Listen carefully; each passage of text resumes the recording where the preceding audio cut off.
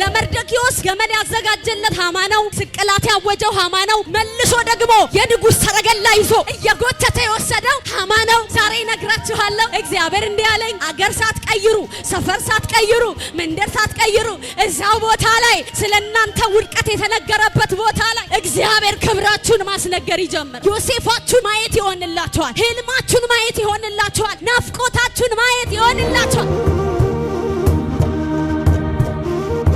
ህልመኛው እነሱ እንዳወሩለት አይደለም። ህልመኛው ግን አውሬ አልበላውም። ህልመኛው ግን አልተገደለም። ህልመኛው አልጠነገፈም። ህልመኛው አልተበላሸበትም። ህልመኛው መንገድ ላይ አልቀረም። ህልመኛው ኪዳን አለው። የአብርሃም ኪዳን አግኝቶታል። የአብርሃም ኪዳን ደግሞ መንገድ ላይ አያስበላም። የአብርሃም ኪዳን አያጨነገፈም። ዝም ብሎ ልባችሁ የሚነግራችሁ ነገር አለ። ዝም ብሎ ስታስቡት ገና ነው ነገሩ እኮ፣ ጥንስስ ላይ ነው ነገሩ እኮ፣ አልተገለጸም ነገሩ እኮ። ግን ዝም ብላችሁ ስታስቡ በህይወታችሁ ላይ በሆነ ሰው ላይ እየጠበቃችሁ ያላችሁት ነገር አለ። እግዚአብሔርማ ዝም ብሎ አይደለም ያመጣው፣ አንድ ነገር ይሰራል ብላችሁ በልባችሁ የምትጠብቁት ነገር አለ። ዛሬ ይህን ትንቢት እነግራችኋለሁ፣ ይሆናል።